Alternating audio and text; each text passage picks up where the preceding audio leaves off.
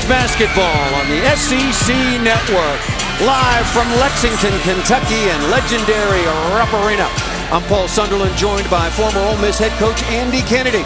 The Kentucky Wildcats back at #1 for the 7th time under Coach Cal as they face the Purple Aces of the University of Evansville for the very, very first time. And Andy, one thing that's very consistent at the University of Kentucky is a lot of change year in, year out. There's going to certainly be turnover, Paul. You see right there, great crew last year led by 3 first-rounders. So what do? You reload if you're Kentucky. The number 3 rated national class in the country.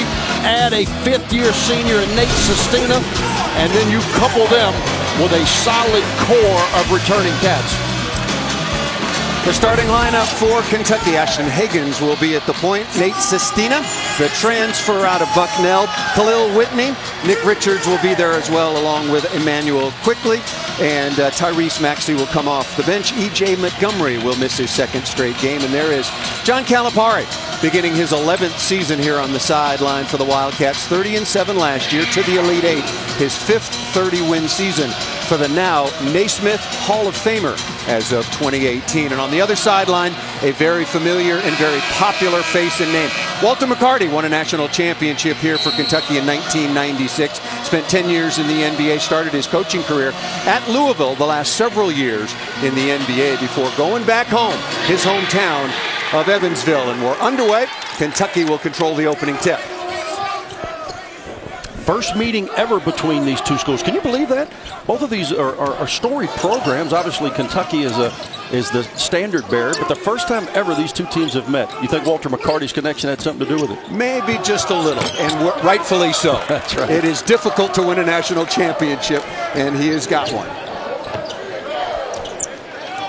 Evansville, they won their first game at home against Ball State, 79-75, and they were led by Deandre Williams, wearing number 13 in their purple uniform, 6'9" sophomore out of Houston, Texas, who did not play last year, came in with a double-double. Wow, did you see that? Talk of double-double, that was a double dribble. Well, double-doubles. That was definitely on cue. A little double dribble they missed. It's early in the season for everybody.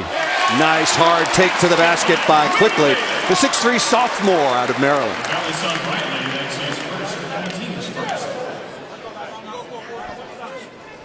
KJ Riley, the 6'5" senior out of the Bronx, New York, picks up his first personal foul.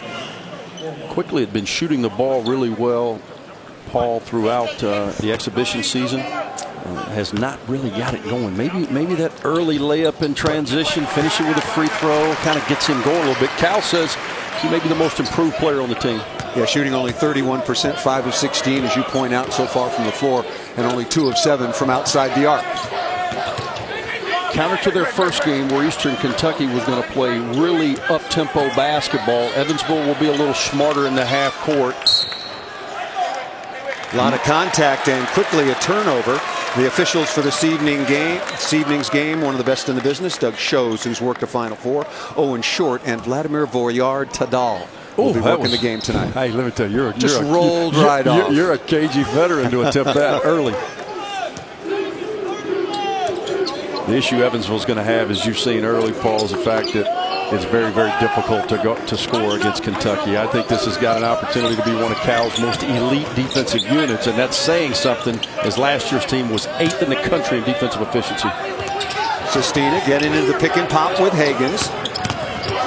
Shot clock inside of 5. Hagans step back on the way. Looked good when it left his hand. A little bit long, and the rebound is taken by Quickley. Nice rebound in traffic by number 13, Williams of Evansville. Solid defensive effort right there, and that's what they'll try to do. Score early, score late. If they get an opportunity in the open floor, they will not hesitate to shoot the 3. Made 9 in their opener against Ball State. That young man, a transfer, was 2 for 3. We'll talk about the three-point line. People know by now, with the season underway, that it's been moved back pretty significantly. What kind of impact do you think that'll have on the college game? Well, I think it's going to reduce volume and efficiency. And on cue, if thought for sure he'd make it. The reverse. It would have been nice. It would have been nice. You know, that's one of the areas that Kentucky has struggled in to this point. Small sample size, only 2 games. In the last game, of which I did against Eastern Kentucky, they got it at the basket at will, so they didn't shoot a lot. But that's one area, and I think Evansville is going to do a good job of making them prove their abilities from behind the arc. Nice take by number 30, Noah Frederking, 6'4" junior out of Oakville, Illinois. And to your point, again, very small sample size, just 2 games, Michigan State and Eastern Kentucky.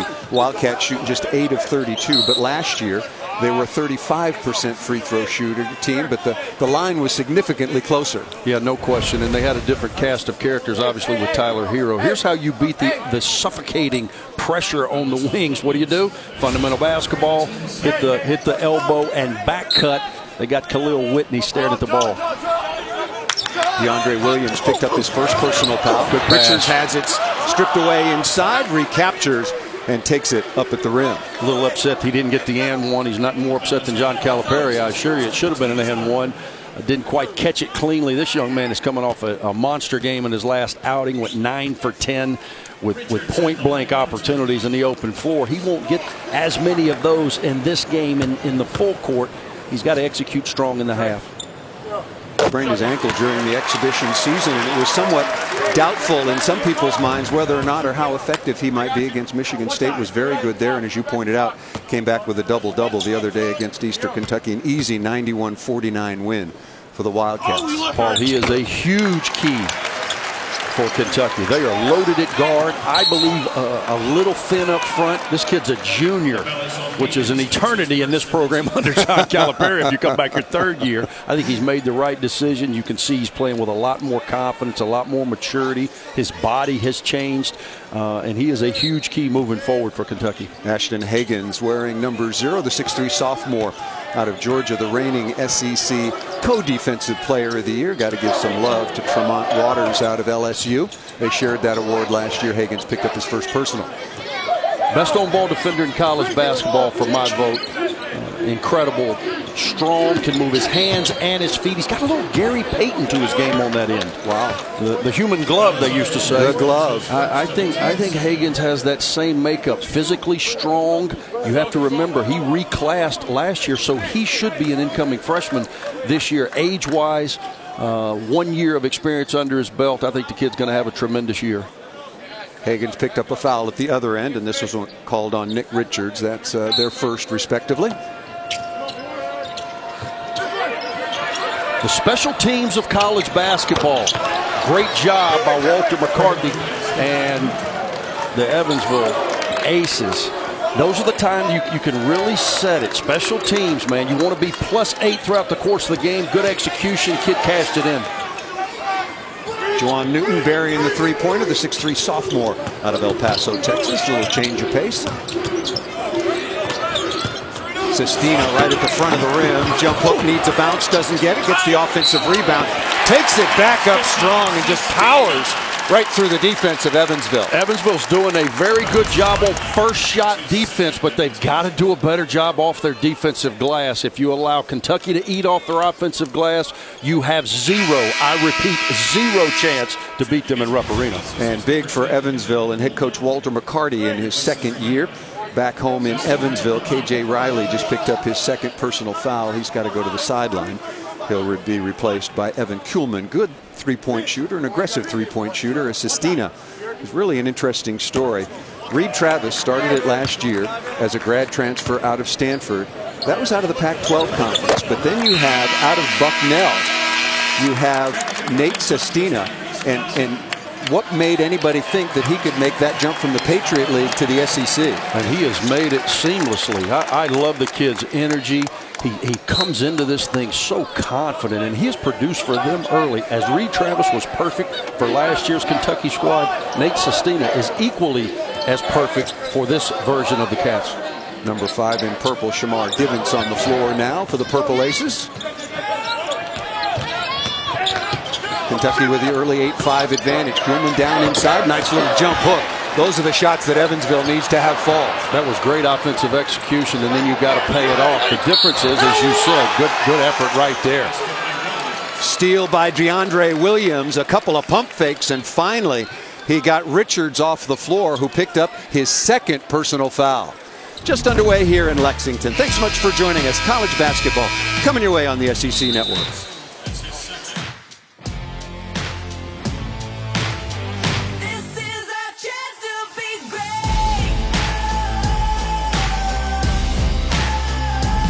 Last Tuesday, the State Farm Champions Classic, where else but Madison Square Garden, and what a way to kick off the college basketball season just one day after his 19th birthday. Freshman Tyrese Maxey, and he sort of raised a lot of eyebrows around the world of college basketball. Yeah, what an incredible debut. Welcome to college basketball, Mr. Maxey. One day removed from his 19th birthday, he goes into the most storied building for basketball in our country and drops 26 on the #1 ranked team in the country in Michigan State. Really impressed with that young man. But what really impressed me, Paul, through 2 games, again, small sample size, is the fact that Kentucky is guarding at a very elite level, holding teams to 55 points, under 32% from the field, turning them over almost 2-1. This Kentucky team will go as far as their defense carries them, and I think this group's got a chance to be elite for Cal. Guard heavy, guard very, very talented indeed as Tyrese Maxey comes on for the first time. But some concerns up front now. Richards just picked up his second personal foul, and we know that E.J. Montgomery will not be available tonight. Yeah, they're a little thin. You know, they've got guards for days, a little thin up front. They just checked in another one of the fantastic freshmen, Keon Brooks, who's big enough, especially in a game such as tonight, where they can play him and Sestina together at the 4-5 and not miss a beat. Keon Brooks Jr. wearing number 12 in white, 6'7", 205 pounds, out of Fort Wayne, Indiana. The number 12 wears the number 12 after his father's great career in high school. Floater in the lane, not there. Battle for the offensive rebound, kept alive by number 1 Sestina. New college to basketball, excuse me, Andy. The shot clock on an offensive rebound resets only to 20. I like the rule. You can tell without Ashton Hagans in as well, the game is not quite as fluid offensively. That's going to be a traveling violation. I think Immanuel quickly got airborne. Yeah, I think he was looking for a foul. I think he thought the young man from Evansville reached, didn't get the call, didn't get a shot at the rim. Evansville's doing a good job, again, as we spoke earlier, Paul. First shot defense outstanding. Keep Kentucky off the glass, and they would have a lead. And John Calipari didn't have to wait too many possessions to bring back on Ashton Hagans.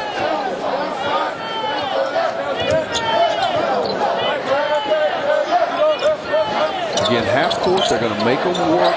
Good play right there. Pick, pop.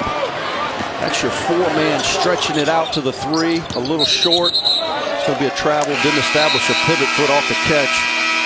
That's the 3rd turnover already for the University of Kentucky Wildcats. I know you were in the midst of planes, trains, and automobiles to get here. What a travel day for you. But Evansville in the shoot-around were working exclusively off transition D. They may only send 1 to the offensive glass. They're very concerned about getting back. Stolen by Hagans, takes it right at Kuhlman, rides it up. Sestina there for the follow and can't get it to fall. Williams forcing things a little bit. Nice pass, but blocked by Sestina. This is the pace that Kentucky wants. Watch this young man on the open floor. Just can't finish. UK's having a hard time at the basket early. Well, this is a track meet. In spite of the icy roads outside, these guys are getting up and down and not leaving any skid marks. No, this young man is a 2-time transfer. Mr. Cunliffe started at Kansas, went to Arizona State. Now he finds himself in Evansville, Indiana. Welcome to Rupp Arena. That's going to be an illegal screen. And Kentucky's starting to have some foul trouble, particularly with their bigs.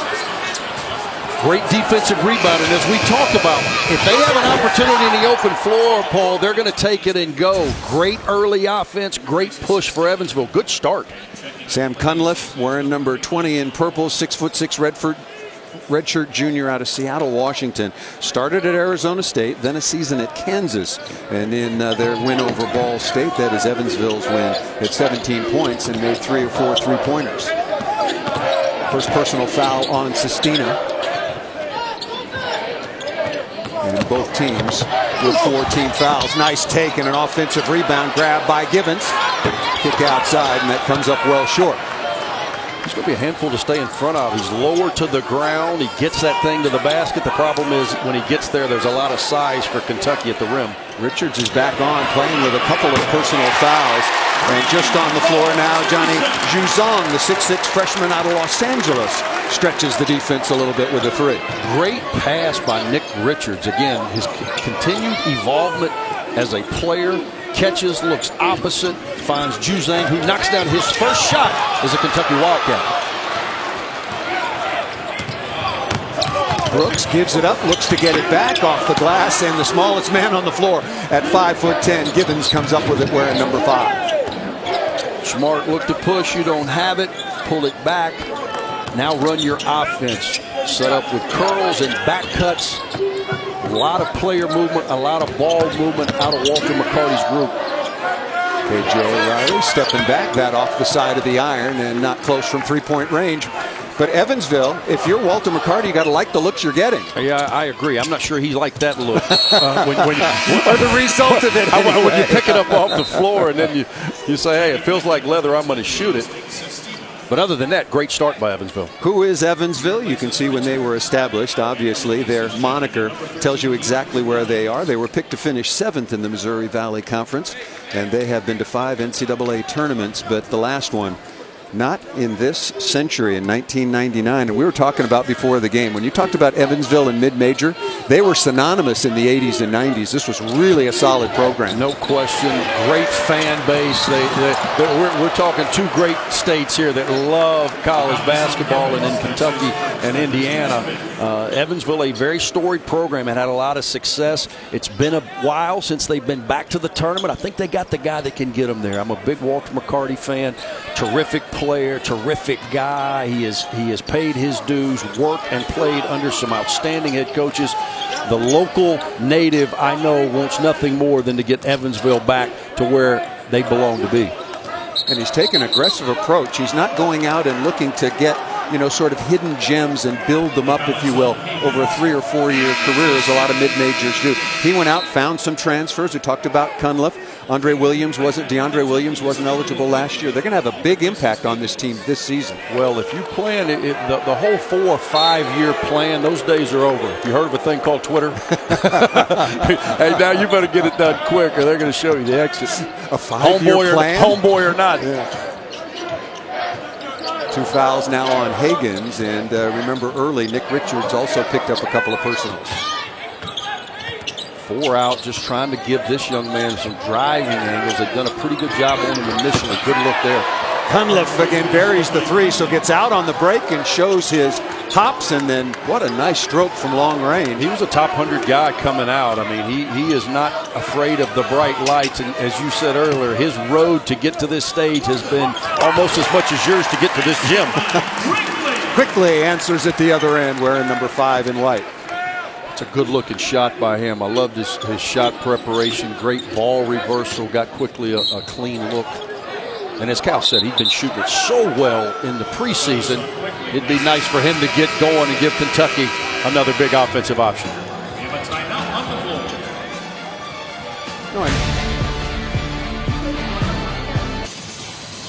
Welcome back to Rupp Arena once again, and a good one. Evansville and Kentucky and the Wildcats in a little bit of foul trouble. And it was a special occasion here at Rupp Arena because one of their best was coming back. Walter McCarty in his 2nd season as head coach in his hometown of the University of Evansville. And it was all the way back in 1996 when Kentucky beat Syracuse 76-67 for the national championship. Walter McCarty didn't exactly have his best basketball game. We could probably have a little fun with him about that, but Ron Mercer, Tony Delk, Anthony Epps, Antoine Walker, and a national championship for that man right there, and obviously has done a very nice job preparing his Evansville team to come in and play at his old stomping grounds in Rupp Arena. Back with Ole Miss head coach Andy Kennedy. I'm Paul Sunderland. Evansville coming in, if you're just joining us, a win over Ball State 79-75. They were 9 of 19 from three-point range, so they've shown a little of that shooting ability so far here on the evening. Your thoughts on the foul trouble for Kentucky? Well, that and the turnovers have been problematic for Cal. They've been a little loose with the ball. Offensive rebounds have kept them in it early. But I think, with 2 fouls on Nick Richards. Cal's not going to sit him, especially when you have a junior. You've got to trust him to play through. That's another learning opportunity. Put him back in the game. Kentucky's just got to get some stops to get out in the open floor, and then when Evansville has them in the half court, you've just got to execute, and that's part of the growth of an early season. So far through a couple of games, Kentucky's averaging just 14 turnovers. Williams, head fake, gets down inside, and boy, Deandre Williams, 6'9" out of Houston, Texas, 26-9 against Ball State. That was no aberration. He is solid. You know what? Walter Mccarty is really, really high on that young man. Has the ability to make plays. They obviously feel good about the matchup, and they're going to him. And the kid has delivered. Whitney, step back jumper, and he answers at the other end with a 3 for Kentucky. Hard shot right there. Not really in rhythm. Raises up, makes a play. Another one of their talented freshmen.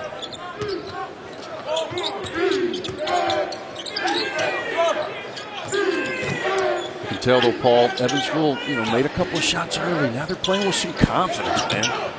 That's what you like to see. Come in and take advantage of this outstanding opportunity. Oh.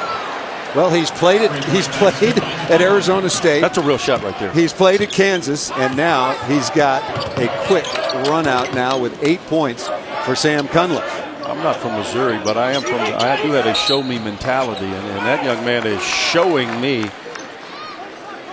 with a hard pull-up. These are 2 difficult shots. First, no rhythm whatsoever. Just says, okay, I'll just raise up, shoot it in.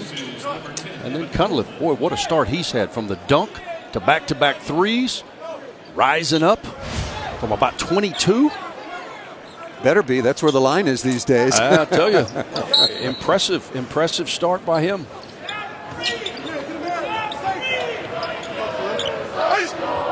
Evansville showing you a little bit of a matchup out of that timeout. Or out of that out-of-bounds play, excuse me. Game clock inside of 10 minutes. Shot clock now inside of 6.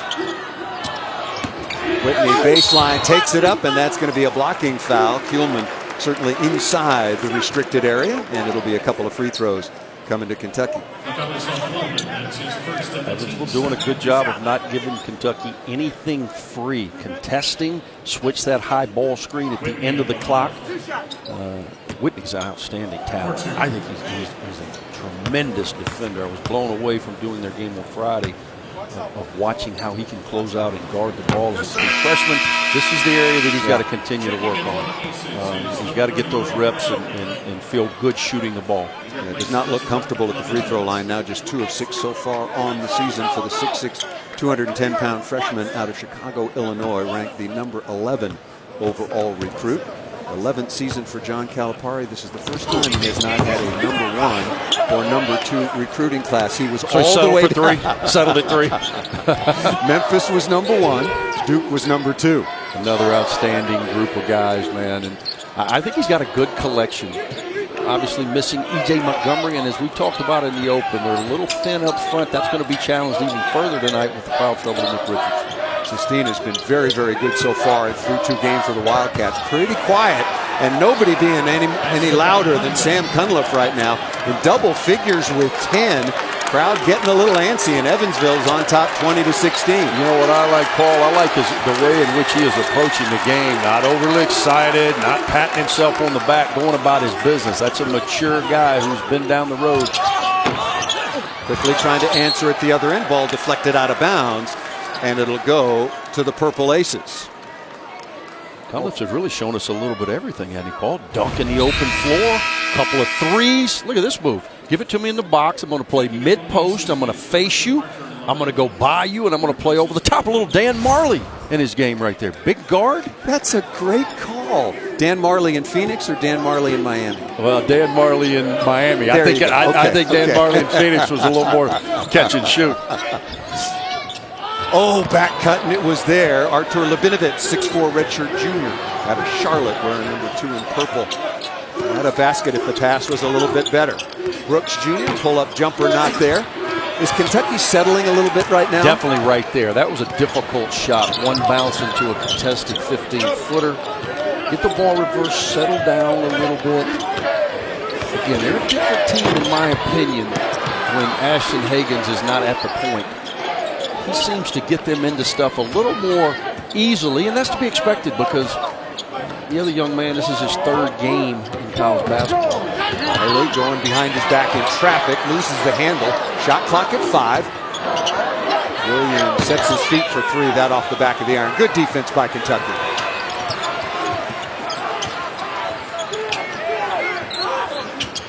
Can't settle. You got to get penetration. Out of control. Doug Showers, a veteran, is not going to bail him out right there. He was looking for contact. Not going to fool that veteran.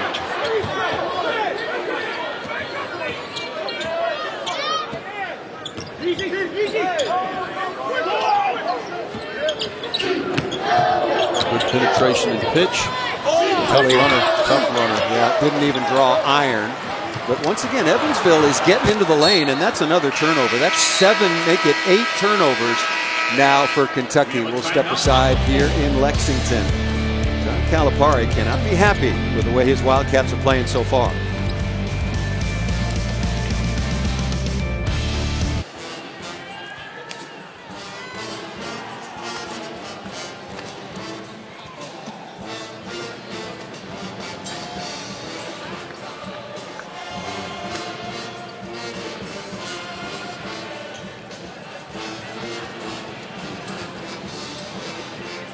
All right, thank you, Dari. And we've got a great football triple header this Saturday here on the SEC Network and the ESPN app.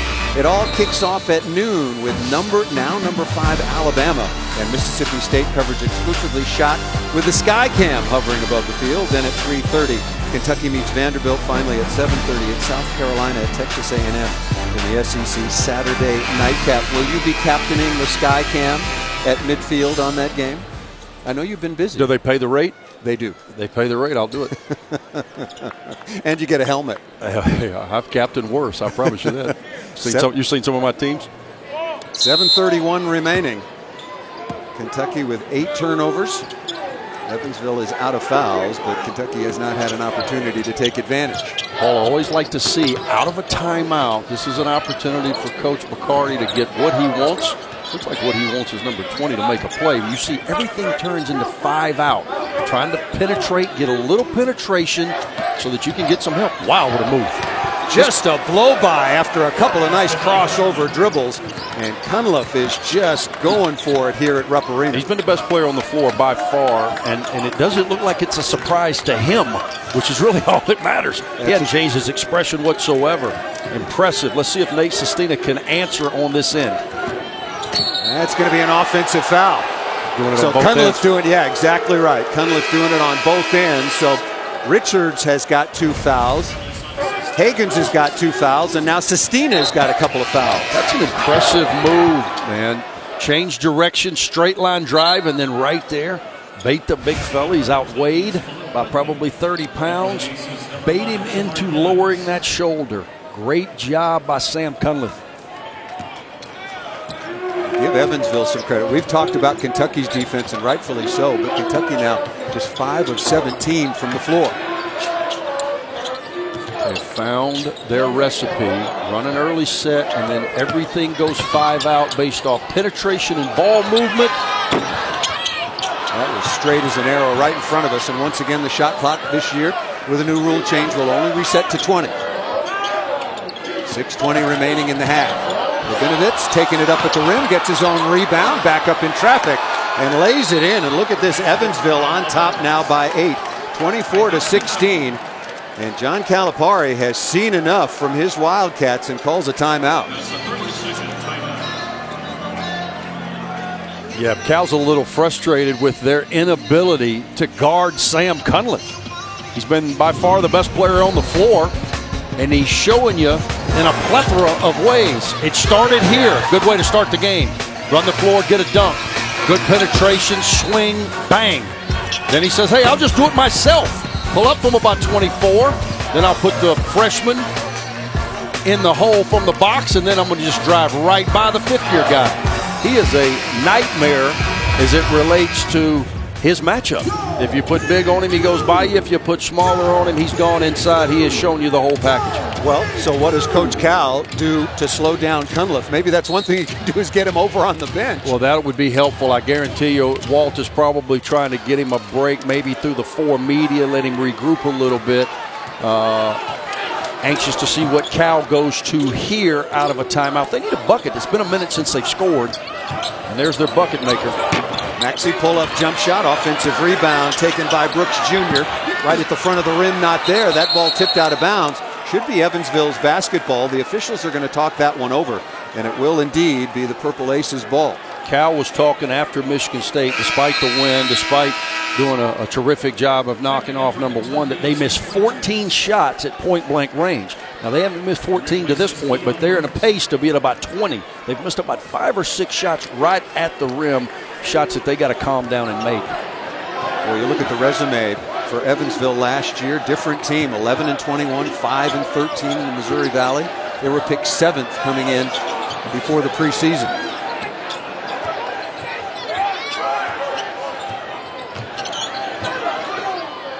Williams sets his feet, awkward looking three-pointer off the back of the iron.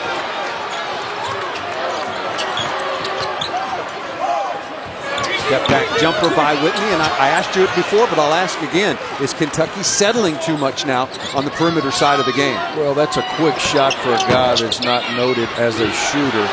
Here's where they've got to make hay right here in the open floor. Good penetrating pitch, but Evansville's doing an outstanding job of following the scouting report and getting 4 guys back to stop that initial push. Kentucky now just 5 of 19, and they've missed their last 5 field goal attempts. Maxey around the corner, takes it to the rim, counts if it goes, and he'll get to the free throw line to shoot a pair. Interesting, Paul, that Cal went back with Nick Richards. Despite the 2 fouls, felt like he needed a presence at the basket on both ends. He went back to the guy, trusting him. He's a junior. He's got to trust his upperclassmen to not pick up his 3rd foul in this first half. First time Maxey's had a open lane to the basket. He's got to cash these 2 in. And speaking of fouls, Deandre Williams, the leading scorer so far for Evansville, picked up his 2nd personal foul. It would be interesting. I would be surprised if Walter didn't take him out and rest him through the 4 to clear his head, but it doesn't look like that's going to be the case. You obviously, I think they came in as a 25, 26-point underdog. You're certainly not going to play passively with an opportunity, but you're rolling the dice a bit if that young man picks up his 3rd right now. 2nd free throw is good, and as we thought, number 20, Sam Cunliffe, just a very, very brief blow on the sideline for head coach Walter Mccarty, and right back on the floor now with a dozen leading the way for the Purple Aces of Evansville.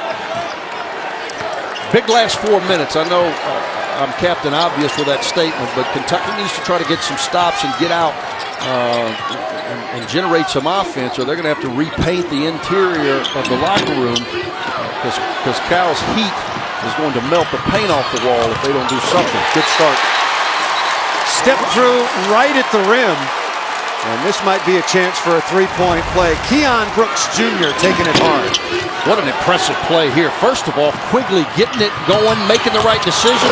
That is a very athletic play. A step through to a jump stop dunk. Not something I've done lately. You, Paul?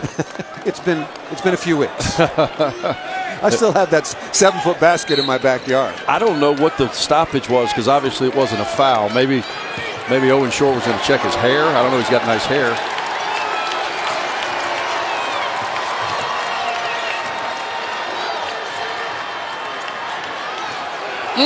Cunliffe turned it over.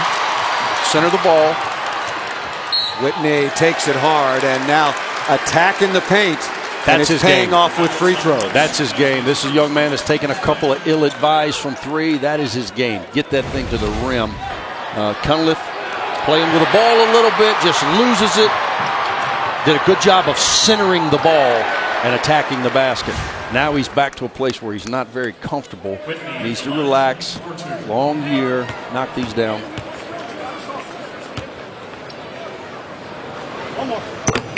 Nice looking stroke. Better. I always watch head placement. Where your head is where your weight is. His head seems a little bit back. Could be that hair. Maybe I'm just envious. But but his head seems back, and if his head's back, his body weight's going to be back. Made them both there after starting the season 2 of 6 in Kentucky. Now on a 6-0 run to get back within 2.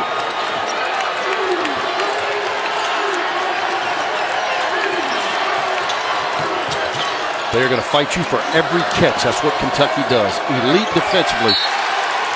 Tyrese Maxey got away with one there. Yeah, I thought they could have called him for a reach, but fortunate inline OB.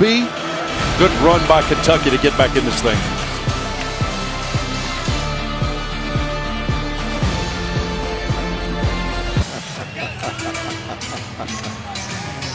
The shooter. Yeah, you love Wonder where that. he grew up. He grew up in Lexington. I don't think Mccarty. so. And speaking of busy around the SEC, let's take a look at the preseason poll.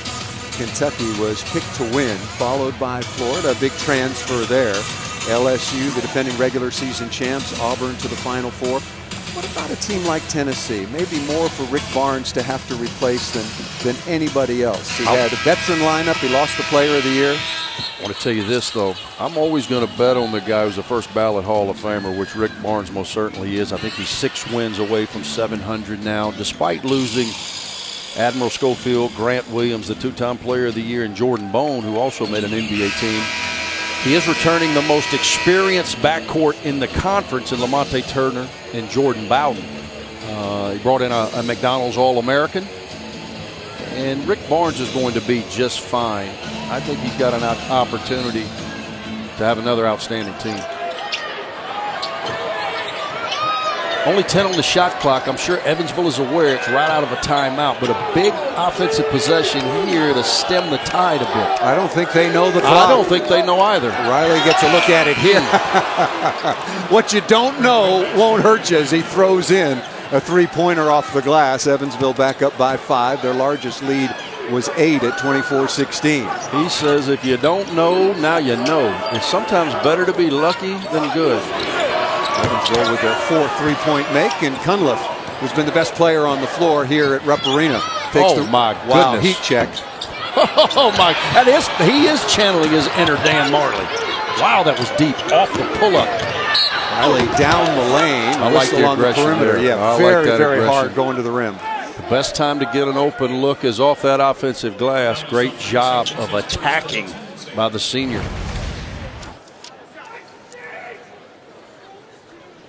End of clock. Those hurt you a little bit.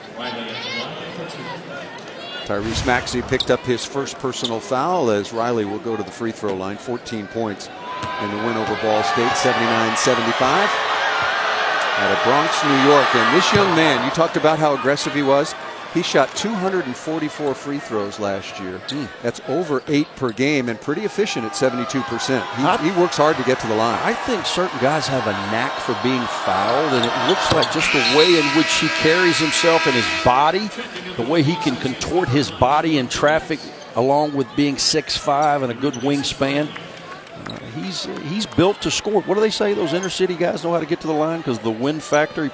He's so young. Back in our day, Paul used to play outside every once in a while. They don't play outside much anymore, but he's got a game that's going to allow him to continue to get to that line. Maxey off the window, not close. Rebound taken by Evansville. Tough possession there. Maxey dribbles down, the only one to touch it. Goes with a left-handed floater. There's Cunliffe. Cunliffe was cooled off a little bit. Boy, he had to. He was just doing everything perfectly, either inside or outside. Inside of 2:40 remaining in the opening half. Kentucky at 2-0, wins over Michigan State and Eastern Kentucky. Evansville, we talked about, has just played once. I'd like to see Quickley continue to go. No one is stopping that penetration. Just like that. Get to the lane. That was pretty well defended, and he was still able to finish that, Andy. Well, sometimes you give up on a play too quickly. Keep going, drive through contact. That's what he did right there. Got a good look at about 4 feet. Sam Cunliffe believes that he's the best player in the gym. And he is taking whoever is guarding him. It was Sestina once. Now he's got the freshman Khalil Whitney on him, and he's just putting his head down and getting it to the rim. Yeah, showing a lot of confidence, and that was the first personal foul on Whitney. Remember that Higgins, along with Richards for Kentucky, are playing with a couple personal fouls. as Cunliffe will go to the free throw line and look to add to his total.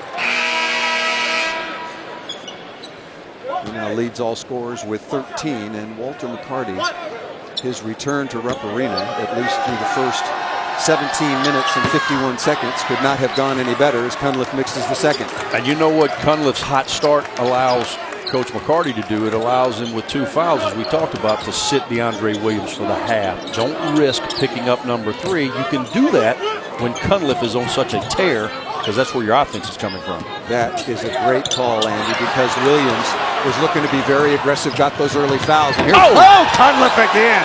That time through and over Maxey. Let me tell you something. Into this game, Coach Cal may want him to transfer a 4th time. He has been the best player on the floor. Good answer right there by the freshman Brooks. But Sam Cunliffe, welcome to Rupp Arena.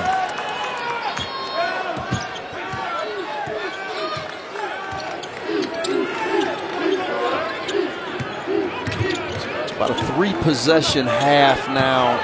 If you're Big Blue, you need to really sit down and try to get stops. Shot clock at 7. That's what you need right here. Now you're going to have an open floor opportunity.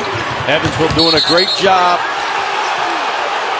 They say and Tyrese Maxey initiated the contact. He had a better view than us. Tough call to go against you at home. Boy, this was full speed ahead. And Evansville's defender getting back quickly. That's Juwan Newton. Caught a break right there. If you're Evansville, you have got to be happy with that call. I'm sure Cal is not. Tyrese Maxey did the right thing. Euro through him. The young man from Evansville with great effort. I'm not sure he was in a legal guarding position. Good break for the Aces. I want to remind everybody, coming up at 9 Eastern following our game here on the SEC Network, we'll get you out to Thompson Bowling Arena. We were just talking about Rick Barnes and Tennessee just a few moments ago. Well, that game will be in Knoxville, where Murray State will take on the Volunteers. You can also watch the game on the ESPN app. Back with Andy Kennedy, the winningest coach in the history of Ole Miss basketball, Paul Sunderland. And a coach's life, even if you signed a new 10-year contract, the richest contract in the history of the sport of basketball, it can still be very, very stressful and a lot of hard work. Your team in Kentucky's been outplayed so far. Yeah, they've certainly been out executed. You know, both teams are playing hard, and I think I was at both shoot-arounds. They're both sticking to the game plan. Evansville's just done a much better job of executing, most especially as it relates to putting the ball in the basket, which I've heard is kind of important in this game. Frederick King, 3-pointer that rims in and out. The rebound taken easily by Immanuel Quickley. Let's see if Kentucky will get a 2-for-1. They've got an opportunity. I'm not sure they're aware. Now they've blown the opportunity.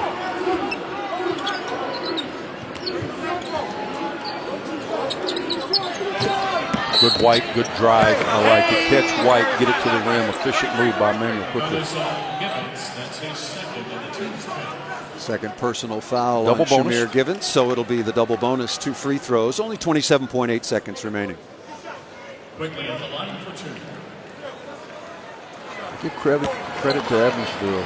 Great scouting report, game plan by Coach Mccarty and staff. And they have executed. You know, they were running more sets early. Now it seems like a little fake motion into 5 out. Dry. They know Kentucky is going to be overly supportive as it relates to help D. Pitch to shooters. Both free throws up and good. Quickley now with 9, and the early foul trouble with Nick Richards, and then Nate Sestina never got himself established in this basketball game so far in the post. Big possession here for Big Blue. They're trying to get out and get a stop. If you're fortunate, maybe Evansville will shoot it early where you'll have an opportunity in the open floor. You can see, you don't want to do that. That is a bad foul out near midcourt. Keon Brooks picks up his first personal, and Coach Cal can't believe it. I don't know if Cal told him to go do that, or Keon Brooks just took it upon himself to run at the ball. It appears he certainly didn't want him to foul him. He was just trying to get the ball out of the senior's hands.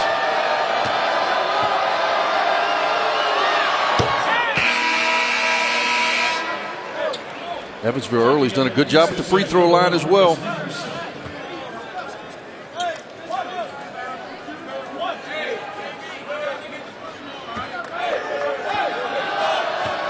getting there very often, but they've made 4 out of 5. Riley gets there, as we talked about, an awful lot, and is good for both of those.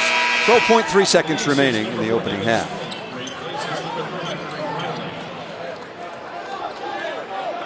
Plenty of time at 12.3. Come down, run an action, get it to your playmaker's hands, and he's got it right now. I'd be surprised if he gives it up. See, attack of the basket. Boy, that was really quick. And about the easiest basket of the first half for Kentucky. A really good first 20 minutes for the visitors from Evansville, taking on the #1 team in the nation. And how about Sam Cunliffe?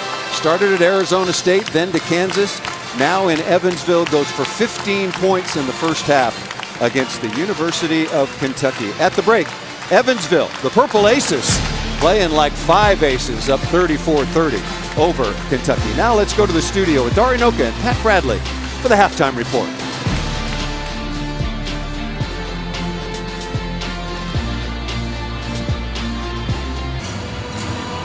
College basketball coming your way once again on the SEC Network from Rupp Arena. And the Evansville Purple Aces playing the #1 ranked Kentucky Wildcats. The first ever meeting between these two teams, and Evansville on top 34-30. Back with Andy Kennedy, I'm Paul Sunderland. Your thoughts on a very, must be surprising first half? Great start for Evansville. Walter McCarty's got to be proud that the guys followed the script and made plays. Sam Cunliffe's been the story of the first half without question. And then Kentucky awfully loose with the ball. Sam Cunliffe, though, if we've talked about the entire first half, best player on the floor. Started out in transition, got a pitch to the wing to knock down a 3. He is driving his matchup. He's gone inside, he's gone outside. He's really shown us the whole package. And then Kentucky, 11 first half turnovers for a group that only averages 14 for the game. That coupled with early foul trouble to Nick Richards and Nate Sestina, all of a sudden, you've got a ball game. Nick Richards coming off a double-double, only had 2 free throws in the first 20 minutes. So look at the field goals. Evansville outplayed Kentucky through the first 20 minutes. It was the Kentucky free throw shooting, 10 of 12 from the line, that kept them in it. And they really buckled down defensively over the last 4 or 5 possessions. And we're underway once again.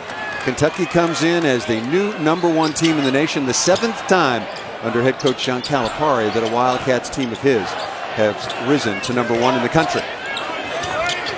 Nice 2-man game, kick to the corner, opening 3-pointer is good by Frederking. Great extra pass, spotting up. That's just a well-prepared team. They knew where their teammates were going to be, and that is a great way to start the half. If you're Evansville, settle down, let them know we're not going anywhere. And all the kids along the Evansville bench gave Walter McCarty high five because he set that play. That's right. In the locker room coming out. Richards turns and still coming up empty offensively, struggles, gets the offensive rebound. And that's going to be a foul called against Evansville. As you talked about, Paul, you have the entire half to set up. You know you've got the ball. You get a little ball screen and roll to your best player. Unselfish, kicks it out. And he's a guy, had foul trouble himself. And Deandre Williams has only shot the ball 4 times, coming off 27. Unselfish, made the extra pass, and they paid it off with a corner 3. Higgins looking to answer with a 3. Long rebound, no. Frederking with another long rebound. And speaking of Deandre Williams at the free throw line, wearing number 13, he now has 3 personal fouls. So that's a big one against Evansville inside of a minute gone in the second half. No, you got to be really smart. I would think Walter would play him a little bit, sit him, just kind of be particular with his minutes. Kentucky in the open floor. Sestina, who has really been non-existent to this point in the game because of early foul trouble, is going to get a chance at the charity stripe. Nate Sestina played 11.5 minutes in the opening half, just 1 of 3 from the floor, and that's the 3rd personal foul on KJ Riley. So some key players for Evansville starting to get in some trouble very early in the second half in terms of fouls. That's something that you would have a hard time, even though Kentucky has got their own issues with E.J. Montgomery not being available tonight. They've certainly got depth issues as it relates to their front line, and we saw that in the first half of the foul trouble. Sestina's been a pretty good free throw shooter at 71%. There you see E.J. Montgomery missing his 2nd straight game, injured his ankle in that big win over then #1 Michigan State in New York, and is listed as day-to-day by the staff working under John Calipari. Both free throws up and good. Interesting about Sestina, he dropped 25 pounds from summer until the start of the college basketball season. He, along with the strength and conditioning staff here at Kentucky, have really put together a fine-looking athlete. Looks like Evansville's going to play late in the clock here. This young man's got an opportunity to bounce it by you as well. Opts for the three, ill-advised, which is going to lead to a fast break opportunity for Kentucky. Good call. Indecisive, was about to push the pass forward to Nate Sestina. Sestina goes with a back cut. Immanuel Quickley with a travel. Turnovers a huge story for Kentucky in the first half, as you mentioned. 11 turnovers. They averaged 14 through the first couple of contests. That's already a dozen.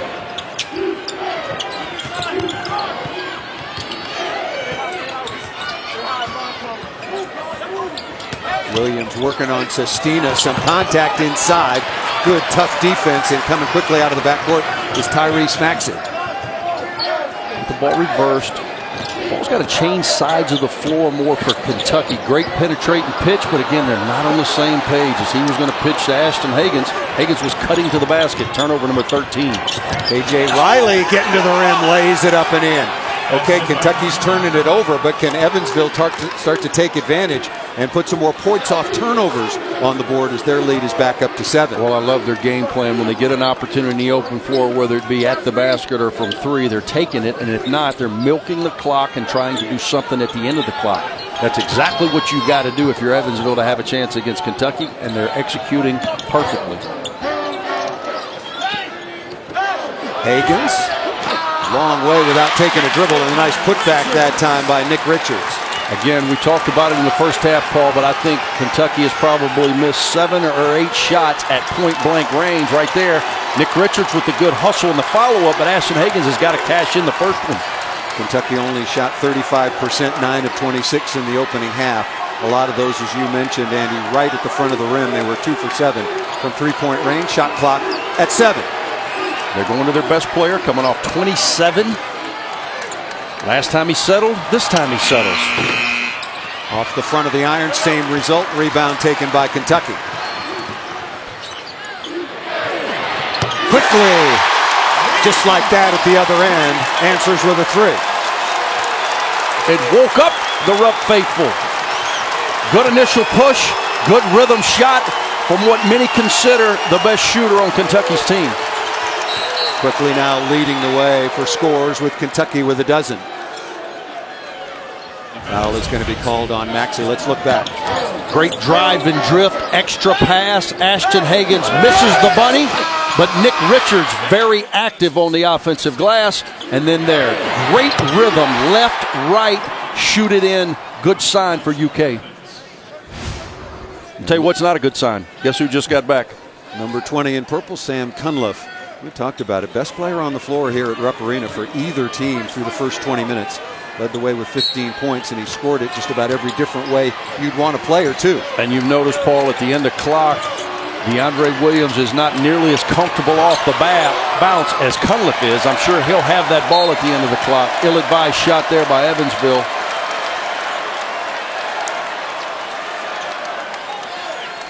Walter Mccarty in his second year as head coach for Evansville, a native of that Indiana city. Grew up there before coming to Lexington, had a magnificent career here and on in the NBA for 10 years. Began his coaching career, kind of surprising, Louisville, if you will, for who else? Rick Pitino, who was his mentor when he won that championship in '96, and then the last several years in the NBA. I like the action. Pinch post. Throw to Sestina for the handoff. Maxey did not finish through contact, which is really his forte. He was excellent against Michigan State, and those mid-range floaters comes up short that time. Ladinovich stepping inside, not called, no call there, and Kentucky will quickly come the other way. Richards looking for the lob. Got to move the ball. Ball's got to change sides of the floor, especially in transition. Tough shot. Very tough shot. Richards cannot control the rebound. And Williams gets a lucky bounce and knows what to do with it. Those 50-50 balls are huge. 2 Kentucky Wildcats converge. Deandre Williams not only secures it, but finishes with the dunk.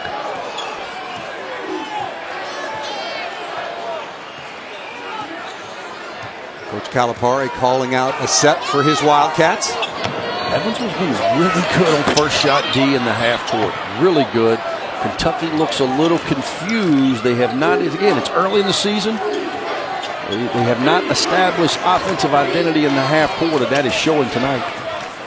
Kentucky just 3 of 10 from three-point range so far. They have not been a good three-point shooting team through the first 2.5 games. Tough just 8 shot. of 24. And coming at the other end, John Hall, the 6'7" junior, buries that long-range jumper. That's what he does, and that was a difficult shot. Well defended, good challenge on the shot, knocks it down.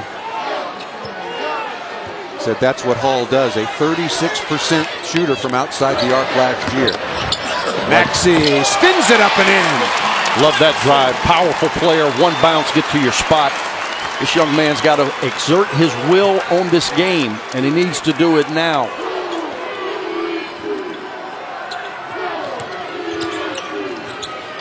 Cunliffe loses the handle momentarily and is going to get called. Could have been either a travel or a backcourt violation. Teams will head to the sideline. Evansville clinging to the 44-39 lead. Penetrate, pitch, difficult shot. Bang, it's been that kind of night for the Purple Aces. Tyrese Maxey, strong finish.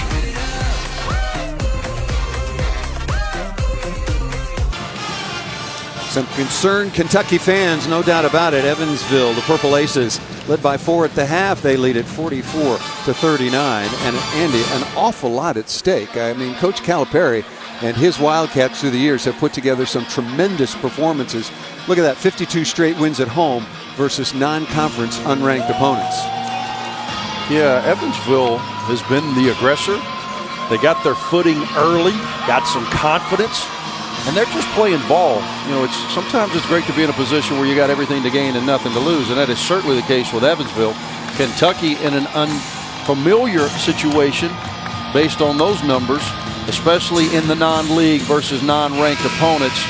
Got a young group, growing opportunity, learning opportunity, plenty of game to play, and I'm sure Kentucky will respond in kind. Quickly leading the way so far for Kentucky with 12 points. Whitney with 5. Richards has been quiet, mostly because of foul trouble with 4. Maxey with 6. Sestina with 5 as well. Higgins 0 for 5 from the floor, has yet to score, and as we've talked about throughout the course of the game, Sam Cunliffe leading the way with 15 points for the visitors from Evansville. Well, Evansville's up, Paul, because they've doubled them up from 3. They've made 6 to Kentucky's 3, and Kentucky's got 13 turnovers. We talked about it in the last break, that the fact that Kentucky only averages 14 a game, and they're sitting on 13 with over 13 minutes of play. Just super loose with the ball, and Evansville's taking advantage of it. Evansville 6 more field goal attempts because of those turnovers. Looks like they're going to go through the big guy. Let's see if he can throw that hook. I like the action. Good set out of a timeout. Got him a good look. Just a little short.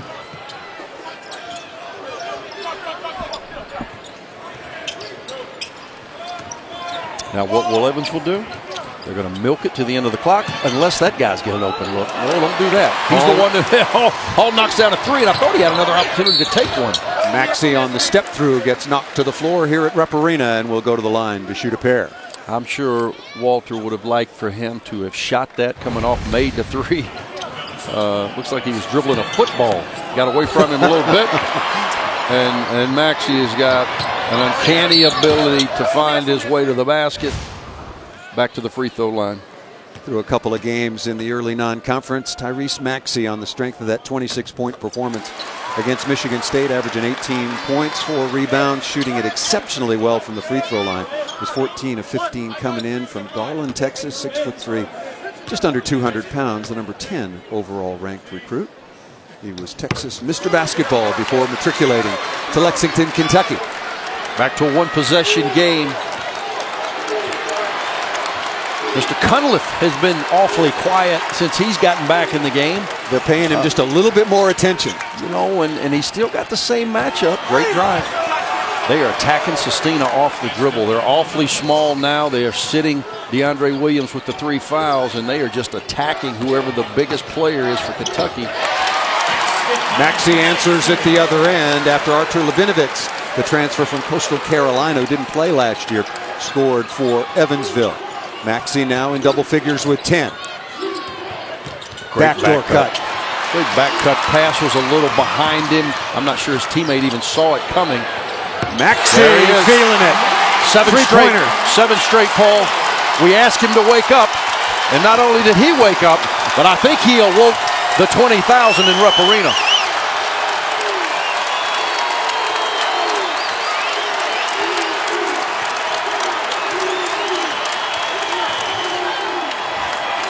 There he is. Cunliffe tries to answer. Sestina all alone for the rebound. A chance for Kentucky to take the lead.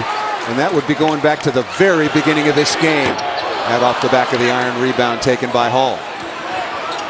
Tied at 46, 11:45 remaining. Attack at the other end, not there by Givens. Got to push. Kyle wants you to push. You're not going to get a push here. Calling a set. Again, Maxey had made the last 7 points. Looks like maybe Quickley on a pin down. Now you got to get the ball reversed. You got to get the ball reversed so the defense has to shift sides of the floor. Sestina with a nice move, foul. Good patience offensively by number 1, Nate Sestina. And when we come back, he'll be shooting a couple of free throws. Great drive right here by a bucket getter. Good floater. And then what does that lead to? A confident pull-up from 3. Kentucky back in the game.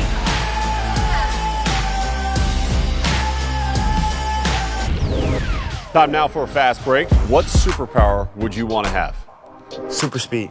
If you could have any exotic animal pet, what would it be? Probably a cheetah. Describe yourself in 3 words. Energetic, happy, and competitive. That was a great fast break. You were phenomenal. Excellent work, my man. Yes. And Tyrese Maxey has been at his competitive best over the last 4 minutes or so when Kentucky really needed it against an upset-minded team from Evansville. Scored Kentucky's last 9 points and helping to lead the way for Kentucky to get back in this game after they trailed by 8 about midway through the first half. They trailed at 34-30 after the opening 20 minutes and have come back now to tie the game with 11:18 remaining. Back with Andy Kennedy, I'm Paul Sunderland. Thanks so much for joining us for college basketball on the SEC Network. And Nate Sestina, who's been averaging 10 points and 9 rebounds, like his front court counterpart, Nick Richards, been very quiet so far on the evening. I think if I could have a superpower, I would like the power of teleportation. You? That way there'd be no Atlanta airport. No. Can you imagine? Can you imagine if you could avoid me that today? Can you imagine if you could avoid airport security? Teleportation it is. Kentucky up 2. Well, earlier you said what, boats, planes, and trains, and you forgot about the planes, lift, trains, and automobiles. Come on, man. Lift, John Candy. Yeah, classic. The lift, the Uber, and everything else. Now it's Evansville in need of a basket for the first time in a while. Williams loses the handle momentarily. Nice defense by Richards. Great defense, and he didn't force it. Good hockey assist out to Givens for the 3. I agree. You know, Deandre Williams, his handle's probably not as tight as it will be in time at Evansville, and he can't get separation to finish over Richards, but he's doing a good job of not forcing it, making the extra pass. The little man who struggled from finishing inside with a big 3. Williams is taking a lot of chances. He's playing tough inside against Richards. Andy with 3 personal fouls. I love it. You got to go for it, man. You cannot play scared and give Nick Richards a point-blank look. Challenged it, blocked it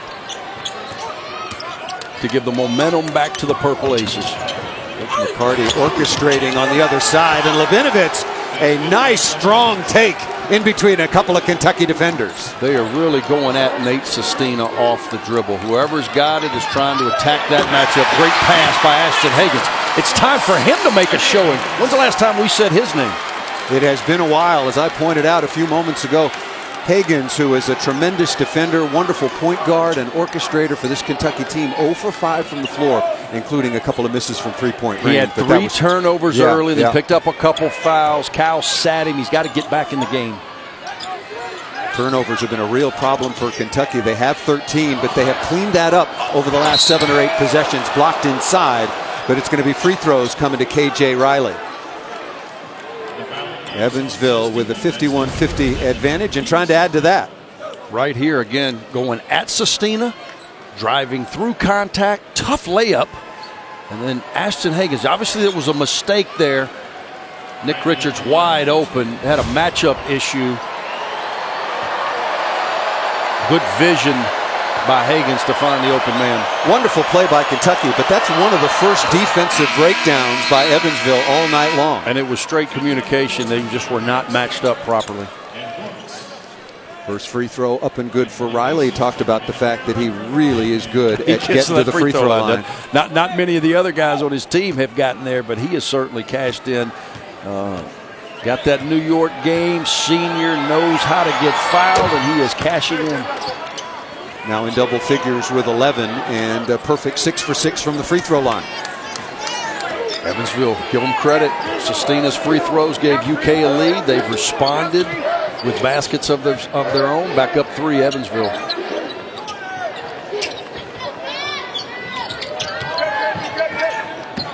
Trying to get Maxey a shot working baseline. Great action. Brooks Jr., Keon Brooks Jr., number 12 in white, that off the side of the iron. Tyrese Maxey with great initial penetration, threw back to a wide open Keon Brooks from about 16 feet. Good action, just missed it. Inside of 9 minutes remaining. If you're Kentucky, you getting a little bit worried? No, plenty of time. You got to get stops. They've been pretty good defensively. You got to rebound first shot, and you got to try to get out in the open floor. That's where they have excelled. To Evansville's credit, they have not given them many opportunities. Shot clock quickly down inside 10. Remember the rule change. Offensive rebound resets to 20, not 30.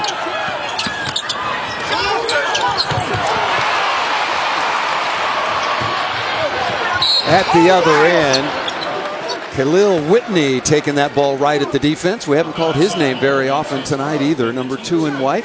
That is the 4th foul on John Hall. Well, John Hall made a hard three. He's passed up a couple of threes. You know, sometimes you can be too unselfish and end up hurting your team. I thought he should have taken that three. They end up getting late in the clock. Leads to a turnover, which is going to get Khalil Whitney back to the free throw line with an opportunity to cut this to a 1-point game. There's 2 of 4 so far from the free throw line. Was heads forward that time. I did like that. We talked about that a little bit. Much better rhythm on that shot. You can tell again. Freshman, 3rd game of the year. A lot of nerves. Settle in. Keon Brooks, we saw it last trip with an open 16-footer. Now you go 1 for 2 at the free throw line.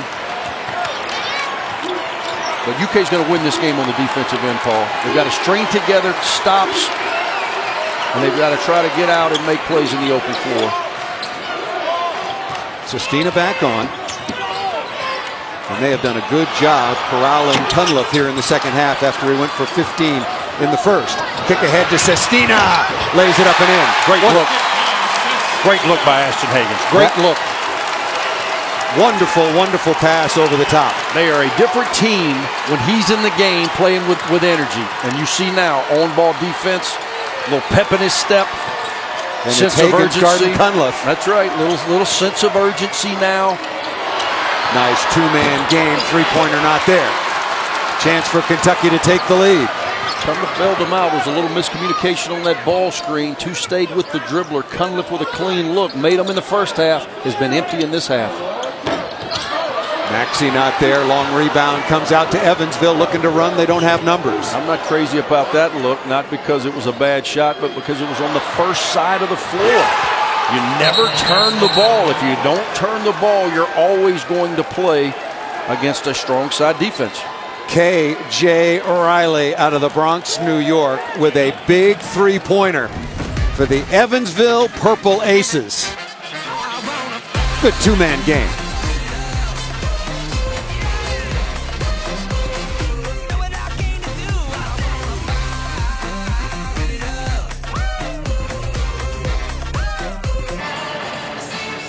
Evansville on top of Kentucky. Number 1 Kentucky, 56-53. It's time for our Mayhem Moment, brought to you by Allstate.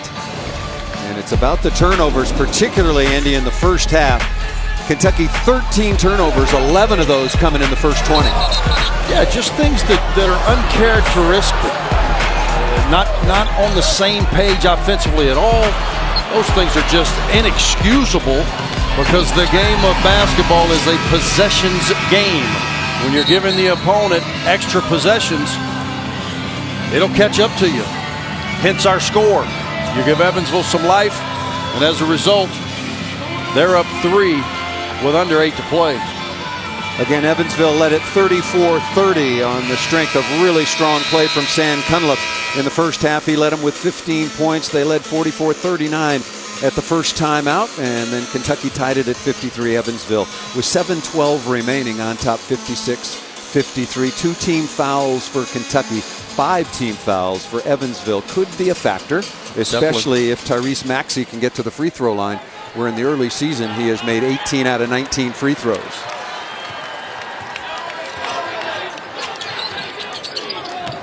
Out of a timeout, Cal will get the ball where he wants it. It looks like Quickley. They were trying to pound the post to Sestina. Good initial D, and the help is good. Not a lot of space in there, but he has a decisive size advantage. 8 on the clock.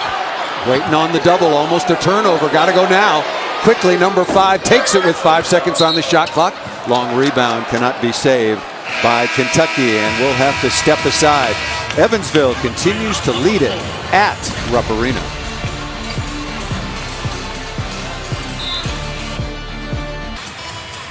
Well, it's finally here. You can download the Disney Plus app right now and start streaming the best of Disney, Pixar, Marvel, Star Wars, and National Geographic, all ad-free, and wherever and whenever you want. For more, go to DisneyPlus.com. What's at stake for the Kentucky Wildcats? Again, back to number 1 for the 7th time under Coach Calipari, now in his 11th year. 52 straight wins. We talked about that when Coach Cal is ranked number 1, 110-12. Pretty impressive numbers, right? Big numbers. I mean, some very big numbers. You can stare at any one of those facts, and they're pretty amazing. Evansville's going to come in here and test them, playing with a lot of confidence, sticking to the game plan of Kentucky legend Walter Mccarty. Kentucky shooting it a little bit better in the second half. 8 of 19, 42% after struggling in the first. They look out of sorts to me offensively. Give Evansville credit for crowding the lane, not giving them a lot of driving opportunities, but they have not yet established an offensive identity, which again is not surprising in game 3 of the season. We talked about it in the first half with regard to foul trouble, but too much on the perimeter so far for Kentucky. Yeah, I don't think the ball is moving nearly as fluidly as Cal would like. In the clock. Watch the drive. Riley looking to draw a foul. Goes up left-handed off the front of the iron. Gave his team a chance for an offensive rebound. And they're going to get rewarded. They are. Deandre Williams really hustling down in the low post. Well, you know, they switched that ball screen. They switched the ball screen at the end of the clock, which puts Nick Richards, who is Deandre Williams' matchup, on the perimeter. So Maxey is now trying to block out a guy 5 inches taller. Gets called for the foul. And Tyrese Maxey just picked up his 4th personal foul. Finish not there for Cunliffe. Ball batted around, and Evansville comes away with it. Kentucky's fortunate there. He had a point-blank look. Good quick play, eye contact, missed the bunny, keeps it alive off the offensive glass. Evansville's turned the tables a little bit in this half with good work off their offensive board. Williams has been patient here, working against Richards. That's a difficult matchup for him. I lost track of the shot clock, excuse me.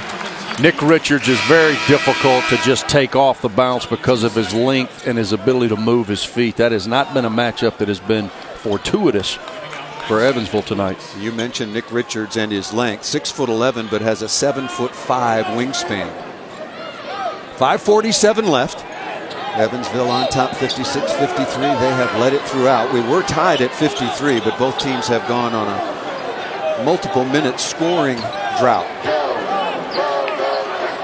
Half court set. Ashton Hagans at the rim. Not there. Rebound is battled for, and the whistle is called, and K.J. Riley At 14 points in their win over Ball State comes away with a loose ball. And Ashton Hagans, he picks up his third. I think that's the next phase to his offensive game, Paul. He's strong. He's got good size. He's got an ability to get it at the rim, but he has to finish through contact. Is it easy? Of course not. But for this guy to be the player that he wants to be and for UK and for what UK needs him to be, he has got to finish those shots through contact in the paint.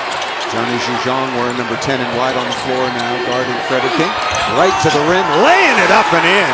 Guess what? Strong take that time by Williams. Right on Nate Sestina. Nick Richards out of the game. The leading scorer for Evansville goes right to the basket with a big shot. Khalil Whitney wearing number 2 in white, also back on for Kentucky. And let's take a look at the possession arrow. Strong take once again by Deandre Williams out of Houston. Little dribble drive. Almost like a pick play in football. You just kind of rub a little bit, got him an angle. And Deandre Williams, the leading scorer for Evansville, finishes. Remember, coming off a 26-point, 9-rebound, 3-assist game against Ball State. A little different situation than playing Ball State. Yeah, no question. We were talking about it during the commercial. Williams has shown a lot of patience and composure. Strong take to the basket once again by Quickley. Yeah, he has really shown us the ability to get it at the basket quickly for Immanuel. Good drive, got the bump, couldn't finish. Now he's got to cash it in at the free throw line. It has just been a struggle offensively for the Cats. Not a lot of fluidity in the half-court sets. And again, right now, they're looking around and saying, where's P.J. Washington? Where's Tyler Hero? Those guys are gone. Some other guys have to develop that killer instinct and be able to go make plays. Well, we talked before the tip, and the one constant at Kentucky is constant change and new faces and talent. And some wonderful players have moved on to the NBA. And also a quick update on Reed Travis, did a little checking. 11.7 rebounds, the grad transfer from Stanford. He is now playing in Germany, and the crowd is very uneasy. Kentucky's just got to do what they do. Be elite defensively. Don't be over anxious. Evansville's done a great job of milking this clock and then playing out of space. And it's going to be a holding foul. There's some contact away from the play. Whitney picks up the personal. That's his second. Back cut by the senior. Not only does Whitney get the foul, but he gets an elbow right to his mouth. Well, and we were having a little fun. K.J. Riley, who drew that foul from Bronx, New York, I think he probably went to drama and acting school as well, because he did a wonderful job of attracting the officials' attention. No question. And that's part of the game of basketball. No question. It's the difference between being a senior and being a freshman. Just having that game experience. Big out-of-bounds play opportunity here. We saw them cash in the first half. I like the pass. Good recovery by Keon Brooks. 5 team fouls now on Kentucky. Good extra. Extra pass. Frederick King buries a three-pointer. And Deandre Williams with the assist. Big pass and make. You talked about it, Paul. Very unselfish play. The young man is only his second game at Evansville. Has a great feel for how to play. He was ineligible last year. Kept his scholarship. Was able to practice with the team. Quickly tries to answer, not there. Offensive rebound down inside and put home nicely by Keon Brooks Jr. Much needed basket for Kentucky. Great side of 4 minutes to play. Great drive and drift Quickley, who Cal thinks may be their best perimeter shooter, misses it, but Keon Brooks with a big offensive board. Frederick King very, very early in the clock. And what does it lead to? It leads to Kentucky in transition. Block, I think he may have been in the restricted area. Ashton Hagans back to the free throw line. We'll step aside. Evansville now clinging to the 4-point advantage. Free throws for Kentucky.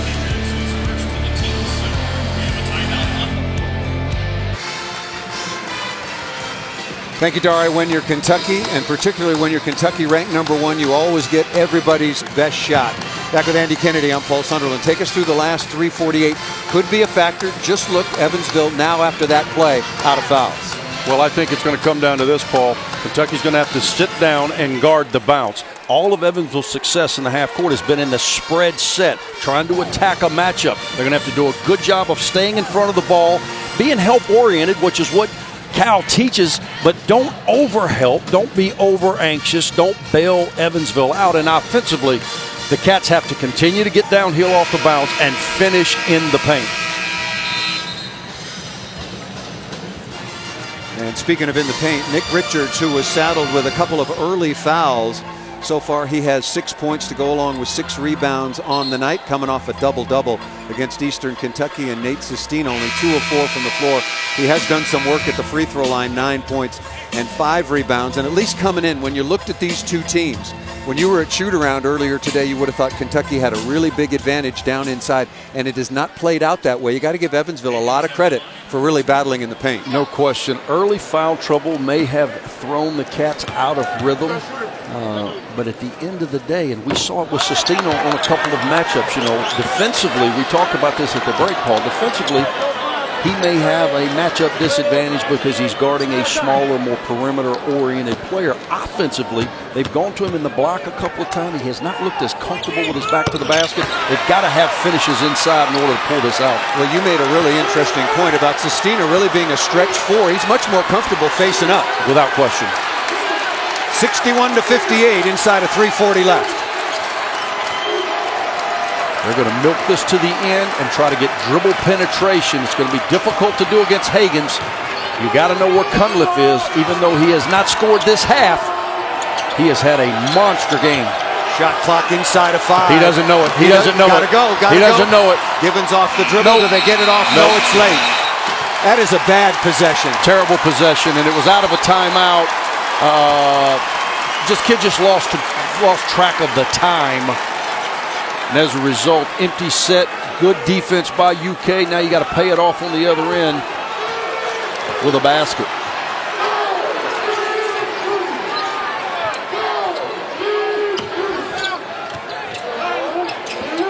Maxey off the bounce. And has that shot blocked out of bounds by Cunliffe.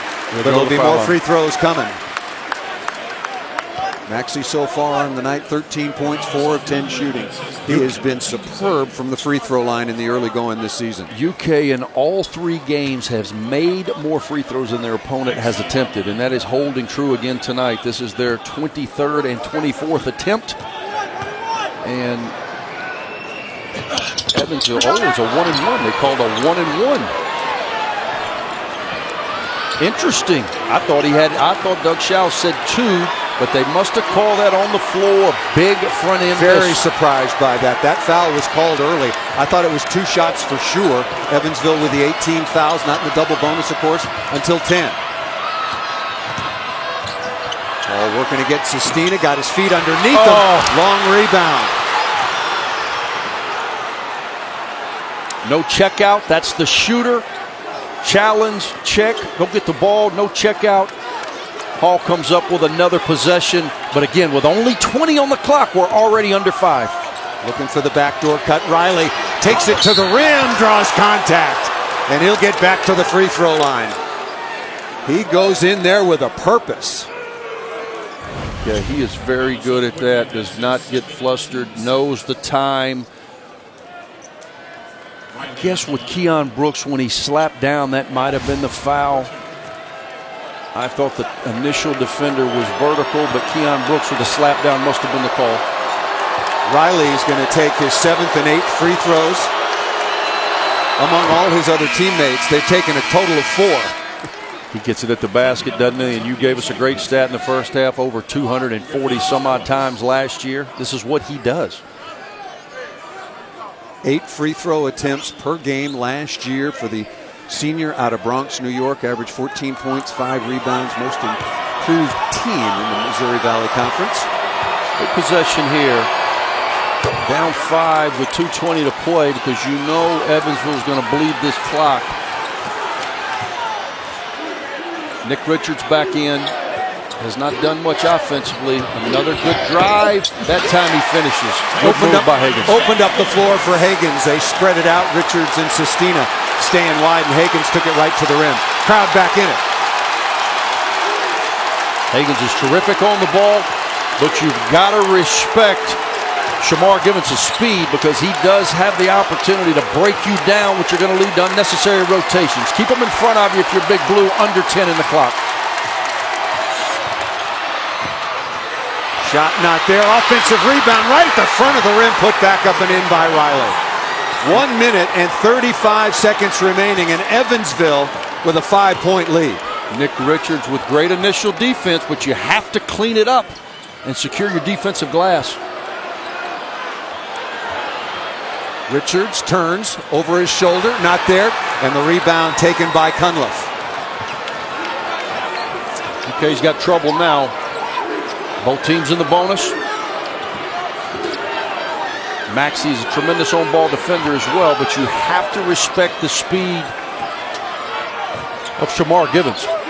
An unranked opponent has not come in to Rupp Arena and won in the last 52 tries. Three-pointer needs a bounce, though, didn't get it. Still got time, but you got to play with a sense of urgency. Get it at the basket. Quickly takes it right to the front of the rim, up and in, and a timeout is called. Timeout called by Kentucky. 44.5 seconds remaining. Evansville leading by 3. I thought Evansville had a pretty good look at it. It might have been the knockout punch. Good penetrate and pitch for Frederking. Came up a little short on the look. Just like that, Kentucky's got it back at the other end. We're in a one-possession game. Kentucky has 1 timeout remaining. They are in the bonus. Here is again what's at stake. Mentioned it moments ago. 52 straight wins at home versus non-conference unranked opponents. Kentucky again ascended to the #1 spot in the rankings after their wonderful performance in New York and their then win over previously #1 Michigan State. Let's talk strategy, Paul. 44 seconds to play, 30 on the clock. Expect some full court pressure. I don't know if Kentucky will run and jump, but they're going to certainly pressure you distance. Get a stop, and then Evansville's got to be smart, realizing they cannot give up a three-point shot. Any drives don't help. You're in control of the game if you can manage it properly, and they got it in the hands of the guy that has been really good. Here comes the running jump. That ball deflected out of bounds. Mentioned Kentucky with 1 timeout remaining. As you can see next to Evansville, they have 3 timeouts remaining. That could be huge. If I'm Walter McCarty, I'm sorry, Paul. If I'm Walter McCarty, I want to get it in number 33's hands. He has the ability to get the ball where he wants. I would get it to my senior at the end of this clock, but it looks like they're going to stay with 5. Well, in Kentucky can't get them to the free throw line. They only have 16 fouls. Late in the clock, you got to play this through now. Gibbons trying to take it inside, and a shot clock violation. Well, they were able to run off a tremendous amount of clock. Didn't end that possession the way Walter McCarty would have liked it. 65-62, 1 possession game. Kentucky still with a timeout remaining. No, that was a tough possession if you're Evansville. Obviously, you get 30 seconds off the clock, but you don't even get a shot at the basket. 33, Riley, who has been tremendous by getting to the free throw line off the bounce, doesn't even touch it in the possession. That's a great point, Andy. He's been so good at attacking the rim and attacking the bigs like Richards and Sestina when they've been on the floor. Be willing to take contact. He's got 18 points on the night and a perfect 8 of 8 from the free throw line. Take us into the Kentucky huddle and where they go with their offense. Well, do they have to get a 3 right away? I think you take best available if I'm them. I will say this, as you said, they would have to foul twice to get Evansville in the bonus. You are running out of time. I would try to get a 3. I'm sure Cal is going to design something to try to get Maxey or Quickley open off some baseline screening action. You want to try to get a clean look at the 3. If they're overplaying it, you still have time to get a quick 2 and foul. So far on the night, Kentucky is 4 of 16 from 3-point range. Quickley is 1 of 4. Whitney is 1 of 3. And Maxey 1 of 3 as well. They've done a decent job of guarding Kentucky's perimeter. Nate Sestina has not had a look from 3 in this game. He had 1 in the first half, 0 for 1, but it has not been his night, but I think he's the easiest one to get open on some kind of pick and pop action. Question here for Evansville. Do they foul if it's under 5 and then force Kentucky into a free throw situation? You know what? It depends on the preference of Walter McCarty. It looks as if that may be the case, but they're going to take the quick 2. Out of timeouts. No, I think Evansville took the last time out. Okay, thank you. Yeah, Evansville took the last time out. Now Kentucky is out. That was a quick score, 7.9 seconds remaining. And Kentucky still needs a steal, because if they foul, it'll still just be ball inbounds with a couple of ticks off the clock. I'm sure they know that. I'm sure Cal is relaying that to his team. There's going to be a lot of pressure to try to deny the inbound. I would be surprised if they did not try to get a hard trap initially before the foul, see if they can get a turnover, quick basket, try to steal this game. Evansville has been outstanding. A couple of poor decisions at the end of clock as they're trying to salt this thing away. I would make sure 33 touches this ball off the inbound. He's their best foul shooter. He's their most trusted with the ball. He is their senior leader. You've got to find a way, if you're Walter Mccarty, to get it to him off the initial. What a homecoming for a 1996 NCAA champion in Walter McCarty. This team knows how to play basketball, and he's over there orchestrating. This is a well-coached, well-schooled basketball team, and they've shown it in this environment. He's done a great job. They've done a good job, especially early, of playing in the open floor, score early, score late, end of clock, and they found what was working. They're a sets team. I saw them go over about 20 sets today and shoot around, but they've really emptied a lot of that based on personnel and based on the fact that they know they have an advantage off the bounce with 5 out. Right now, all of that is water under the bridge. You've got to get the ball in and be strong, and it looks like 33 and 5, their two primary ball handlers, are where they're trying to go. So you got Ashton Hagans versus Riley. Great one-on-one matchup. Let's see who can win it to get this ball inbounded. And they can get Evansville to the free throw line. Kentucky has 16 fouls. They've adjusted the clock to 8 and mentioned the timeouts remaining for Evansville.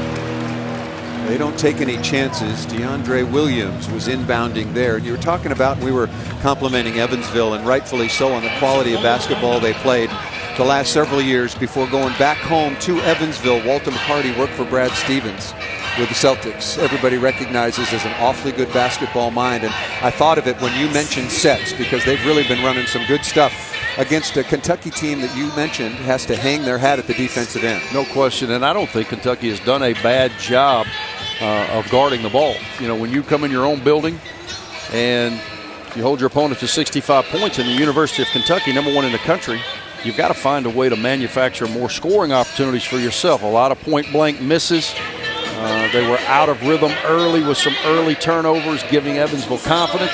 And right there, Evansville, I think Deandre Williams may have forgotten that he can run the baseline. And entering this ball, it looks like they were just simply trying to post up KJ Riley, and Ashton Hagans wasn't having it. But you got to remind your player, now they're going with Frederick King to inbound it. He can run the baseline, because this all started with a made layup by Tyrese Maxey. Right. Cunliffe looking for the ball at the free throw line. That's changed Kentucky's everything. Free throw line. Yeah, look what they're doing. They're going after the freshman, Khalil Whitney, with Sam Cunliffe. They changed the inbounder, but you've got Nick Richards on the inbounder. Watch his length having a factor in this play.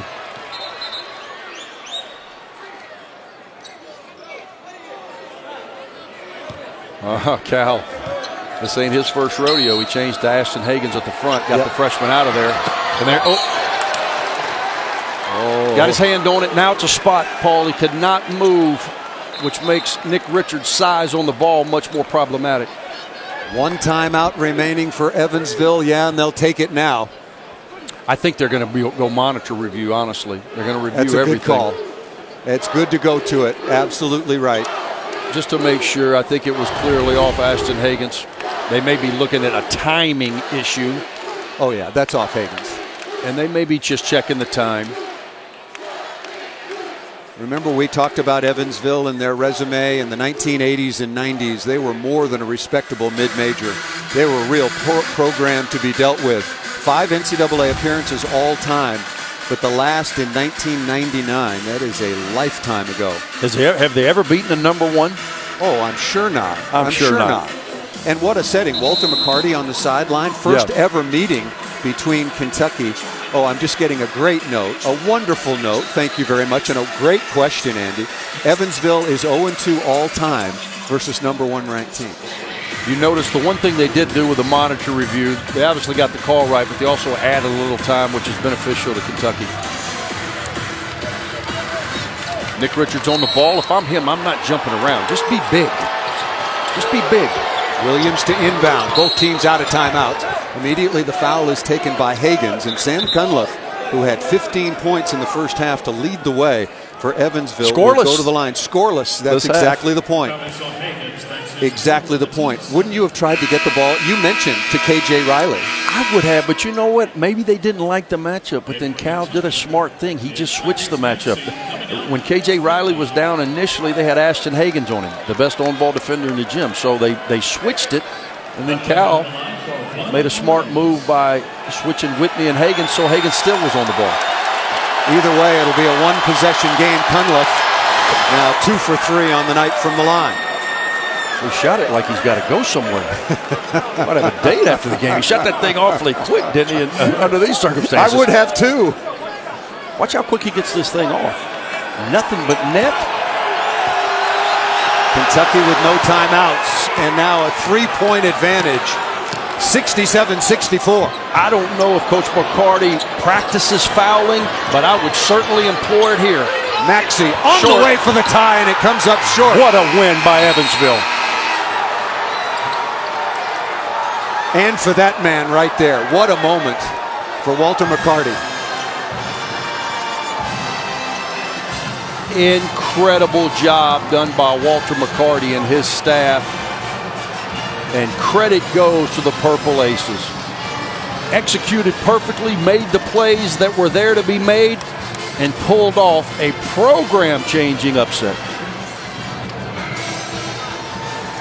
Boy, it has been a tumultuous early college basketball season. For the first time in AP poll history, a #1 team has lost multiple times. Michigan State going down on a neutral floor at Madison Square Garden, and now Kentucky. And ended a streak of 52 straight wins against non-conference, unranked opponents at Rupp Arena. A tremendous performance by Evansville. One last look at the final possession. You made a great point. I was anticipating Evansville fouling. I was too. Obviously, they weren't as comfortable with that strategy because they definitely were not going to foul. Maxey with a very difficult shot. Shot it a little early. Again, inexperience from being in this position. But what an incredible effort by Walter Mccarty. A huge moment. And 10 the Evansville Purple Aces, wow. Tremendous job by his team, by the coaching staff.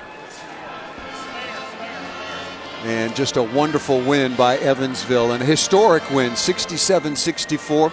We talked about the fact that Evansville in one of the polls was picked 7th and another poll was picked 8th in the Missouri Valley Conference.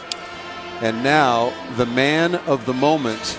What a magnificent job, joined by former Kentucky Wildcat star and now the very proud coach of the Evansville Purple Aces. Coach, tell us how you feel about your team, the job they did. You know how tough it is to come in here and play at Rupp Arena. Just tremendous job. Yeah, I felt great. Well, first of all, thank you to John for allowing us to come in here and play this game. They showed us awesome hospitality. It was an awesome opportunity. Our guys really worked hard. We were engaged. We knew if we were the more connected team for 40 minutes, how good we were, and we just believed and trusted each other and made plays for each other. Guys came out and gave their all. They got a good basketball team. Kentucky's going to be a really good team. It's going to be around the end of it. Those young guys are going to grow up and they're going to learn. They're going to be tough. We played a heck of a game tonight. You sure did. Walt, you've got to be proud. I was at your shoot around, and they executed the game plan to perfection. Score early, take opportunities in the open floor, or milk the clock and play off the bounce. Great execution, great game plan. I appreciate it, man. Our guys worked hard. They really paid attention to every little single detail, man. And they executed, so I'm proud of them. I'm proud of them. This is a big win for our program and for our community, and it's awesome. Go enjoy it with your All right. fans. Thank you, guys. It's nice going back home to Evansville, That's right. isn't it? That's right. Great job, Walt. Great homecoming. Tremendous job. I'm scared. I told them if they win tonight, party at my house. Now I'm like, oh no. I hope I don't have to live up to that. Thanks, guys. All right, thank you. A tremendous upset win for Evansville over Kentucky, 67-64. Let's send it over to Tennessee, taking on Murray State. But for right now, let's send it to the studio.